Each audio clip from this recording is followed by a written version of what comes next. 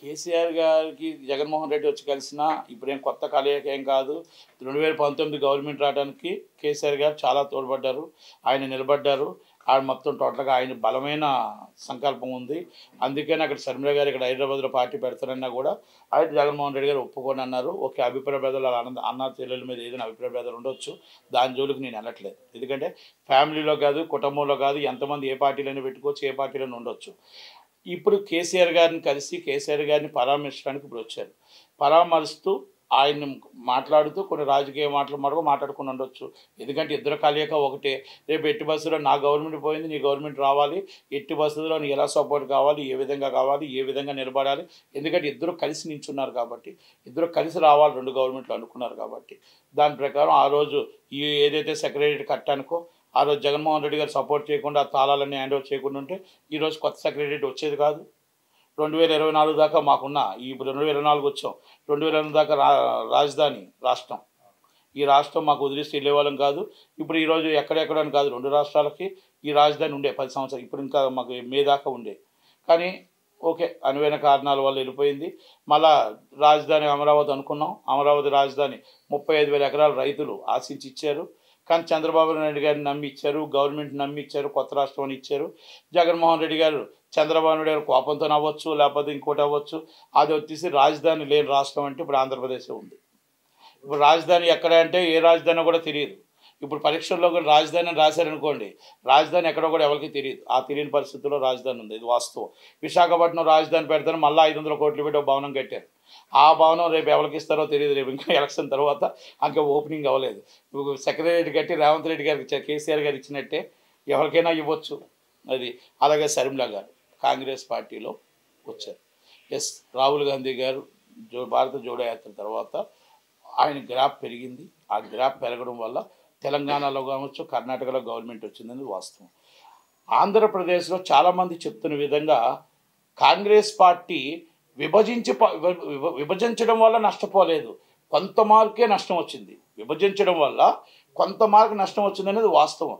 కానీ ఆంధ్రప్రదేశ్లో జగన్మోహన్ రెడ్డి గారు ఎప్పుడైతే కాంగ్రెస్ పార్టీ నుంచి బయటకు వచ్చారో, ఆ బయటకు వచ్చిన వెంటనే ఓట్ల శాతం మొత్తం టోటల్గా ఆయన వైపు తిప్పుకున్నాడు. రాజశేఖర రెడ్డి అభిమానులు అవ్వచ్చు, ఇంకెవరైనా అవ్వచ్చు, ఆ రోజు రాజశేఖర రెడ్డి గారి కుటుంబానికి అన్యాయం జరిగింది అన్న ఒక ఆలోచన అవ్వచ్చు, లేకపోతే మాకు 2 రాష్ట్రాలు విభజించాలని అవ్వచ్చు, ఏదైనా మేబీ ఏదైనా జరగవచ్చు. ఆ రోజు ఆ కాంగ్రెస్ పార్టీ మొత్తం ఓట్ బ్యాంక్ అంతా వైసీపీకి వెళ్ళింది, టీడీపీకి వెళ్ళలేదండి, జనసేనకి వెళ్ళలేదండి, పీఆర్పీకి వెళ్ళలేదండి, సిపిఐకి వెళ్ళే, అది వైసీపీకి వెళ్ళిపోయింది.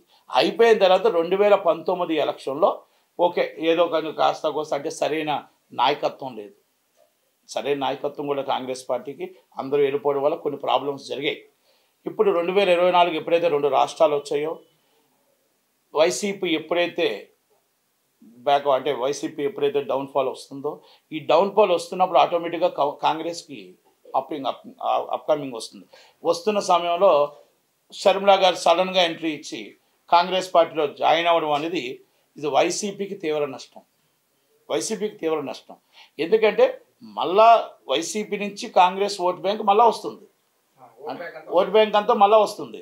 నాకు తెలిసి ఆల్మోస్ట్ టీడీపీలో ఎంతమంది జాయిన్ అవుతారో, జనసేనలో ఎంతమంది జాయిన్ అవుతారో నాకైతే తెలియదు. కానీ ఆల్మోస్ట్ వైసీపీ నుంచి కాంగ్రెస్లోకి చాలామంది జాయినింగ్స్ ఉన్నాయి.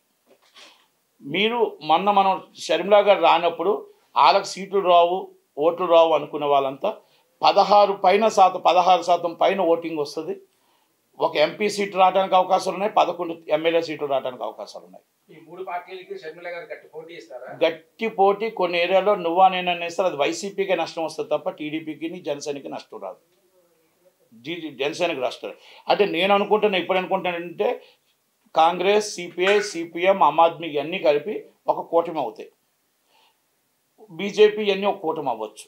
మేబీ ఇది అటు మారచ్చు, అది ఇటు మారచ్చు, ఏమైనా చెప్పలేము. ఎందుకంటే ఇంకా చాలా సమయం ఉంది కాబట్టి సందర్భాలు చాలా ఉన్నాయి. కాంగ్రెస్కి అటు అవ్వచ్చు, ఇటు అవ్వచ్చు. ఏది మనం శాశ్వత శత్రువు శాశ్వత మిత్రులు లేదు ఉంటారండి, అటు ఉంటాయి ఇటు ఉంటాయి. కాకపోతే జాతీయ పార్టీలు 2 ఉన్నాయి, ఒకటి బీజేపీ, ఒకటి కాంగ్రెస్. ఎవరో ఒకవైపు రావాల్సిందే ఎవరైనా సరే. కనుక మళ్ళీ 2వ భారత జోడో యాత్ర చేస్తున్నారు. ఆంధ్రప్రదేశ్ అనేది ఈరోజు 135 నుంచి 150 సీట్స్ జనసేన టీడీపీ గంట మోగించబోతుంది. దాంట్లో నో డౌట్. నేను 23 సీట్లు అనుకున్నాను, గెలిస్తే 23, 24 వస్తాయి అనుకున్నాను. ఇప్పుడు కాంగ్రెస్ షర్మిల గారు రావడం ఇంకా బాగా తగ్గిపోతుంది. దాదాపు 50 సీట్లో డిపాజిట్లు కూడా గల్లంతైపోతుంది. ఎందుకంటే నేను శ్రీకాకుళం వెళ్ళొచ్చాను. శ్రీకాకుళంలో 8 సీట్లు బంపర్ మెజార్టీతో గెలుస్తాయి. 2 సీట్లు కూడా బటాబటీ మెజార్టీతో ఉన్నారు. ఆ 2 సీట్లు కూడా కరెక్ట్గా కానీ వీళ్ళు చేసుకుంటే ఇప్పుడు ఉన్న కాంగ్రెస్ వస్తుంది కాబట్టి ఆ 2 సీట్లు కూడా వస్తే ఆ 2 సీట్లు 10 సీట్లు కూడా స్లీప్ చేస్తారు. 34 సీట్లు ఉన్నాయి ఉత్తరాంధ్రలో 34 సీట్లకి 29 నుంచి 30 సీట్లు గెలుస్తారు జనసేన టీడీపీ. మీరు ఇప్పుడు ఇవాళ చాలామందికి సీట్స్ అది ఎందుకు సీట్లు ఇవ్వట్లేదా, సీట్లు ఇస్తున్నారా ఇవ్వట్లేదా అని చాలామంది ఒక అభియోగాలు జరుగుతున్నాయి. ఓకే, వాళ్ళ సొంతం, వాళ్ళ పార్టీ ఇష్టం, ఏ పార్టీకి వచ్చే. కానీ నేను మీకు వాళ్ళు ఎప్పుడో చెప్పాను 2 నెలల క్రితమే, ఈ బూతులు మాట్లాడుతున్న మంత్రులు అందరికీ సీట్లు ఉండవు, ఒకవేళ సీట్లు ఇచ్చినా కూడా వీళ్ళు గెలరు అని.